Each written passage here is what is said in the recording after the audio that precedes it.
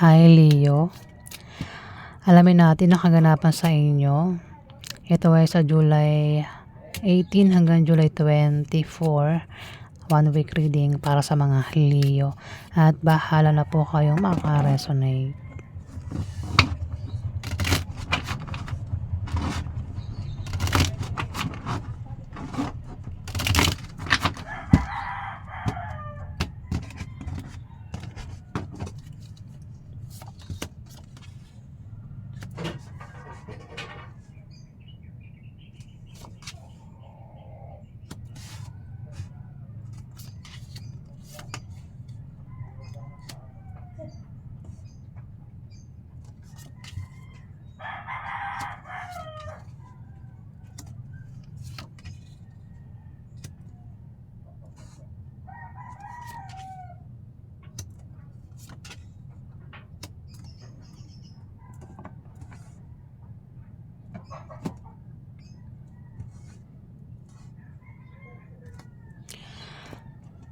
Nagbabalak magtayo ng business.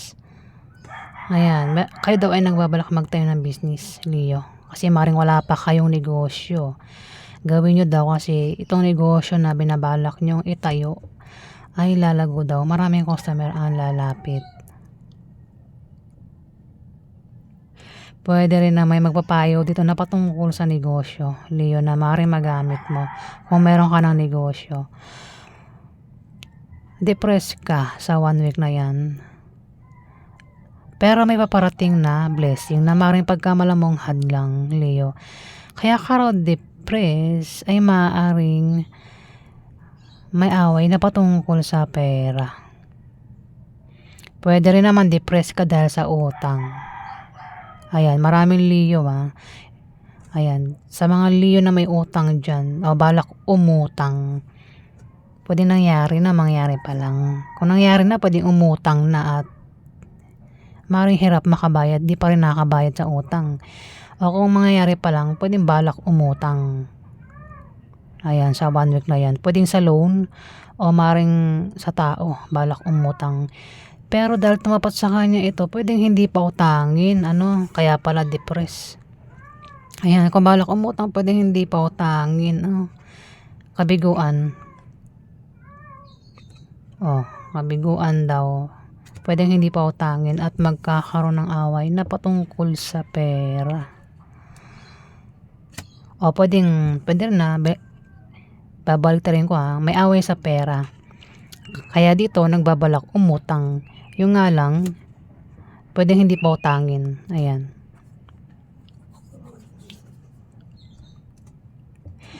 Asawa. Meron kang asawa na Libra, Aquarius, Gemini, Leo. Ayan.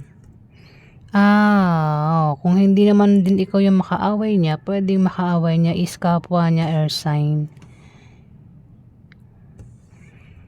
Kung ikaw yung makaaway, ikaw yung mapapaaway, Libra, Aquarius o Gemini din ang makakaaway mo dito. Dalawa kasi to na Libra, Aquarius o Gemini. Meron ding Scorpio, Pisces, Cancer.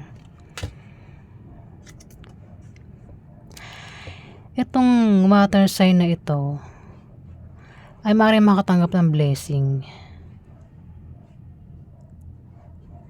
Pwede makatanggap ito ng pera galing sa kanyang ex, galing sa kanyang manliligaw, galing sa kanyang nililigawan. Ayan, Leo. Bata ito sa'yo. Pwede ito ay kapatid mo, Leo, na bata sa'yo.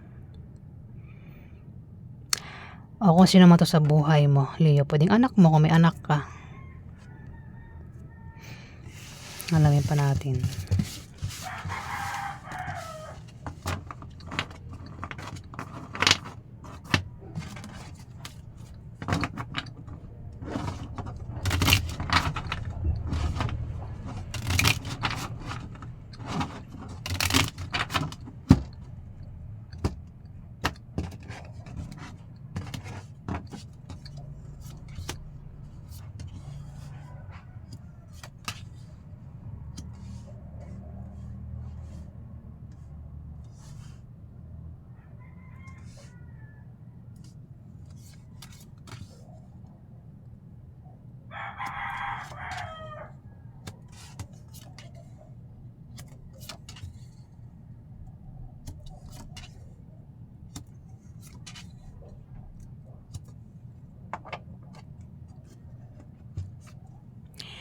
Meron daw kayong humihinang negosyo na biglang lalago.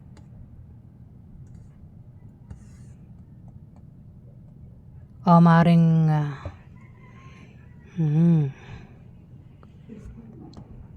may away. Pwede makaaway mo, Libra, Aquarius, Gemini.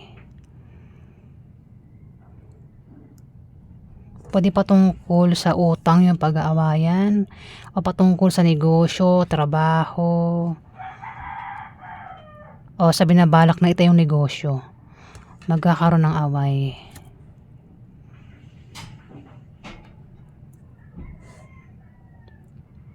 Pwede rin ang pag-awayan is patungkol sa pamana, patungkol sa mga pagtaya-taya sa mga online games, raffle games, ganyan. Dito, ikaw daw ay may kahirapang pinagdaraanan. Pwede nangyayari na ito, mangyayari pa lang. Kung nangyayari na yan sa ngayon, sa 1 week na yan, ay maaaring makaalis ka na sa kahirapan. O kung mangyayari pa lang, paghandaan mo, meron ka raw kahirapang pagdaraanan at maaaring magkaroon ng away sa inyo ng karelasyon mo na pwedeng humantong sa hiwalayan. Kasi maaaring binigo ka o sinaktan ka. Kumbaga, meron kang kagustuhan na parang hindi nangyari. Hindi ka pinagbigyan dito. Kumbaga, kung balak mo umutang, hindi ka pinautang, ganun. Kaya parang may away sa pera. May Capricorn, Virgo, Taurus dito. Pwede siya yung makaaway mo o maaaring mag-away silang dalawa. Itong Libra, Aquarius, o Gemini, Leo.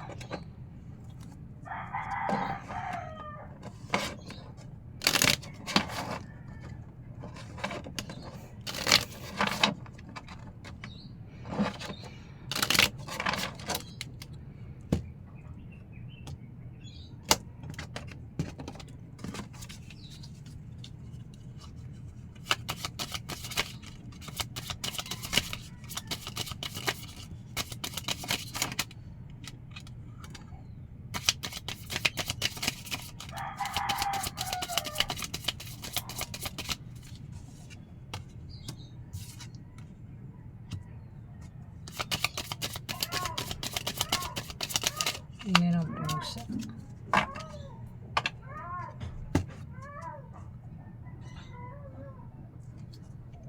May away sa pera talaga.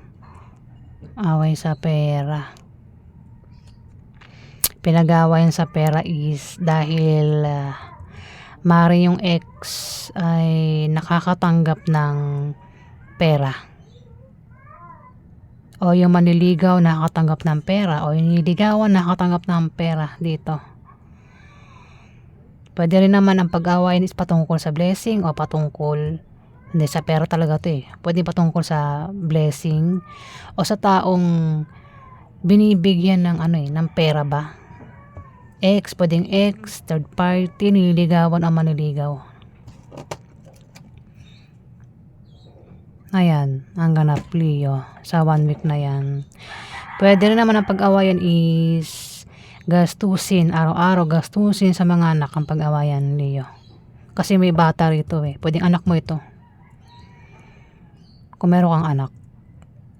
O yan ay kapatid mo na bata sa'yo. Pwede rin naman ito ay asawa mo na bata sa'yo.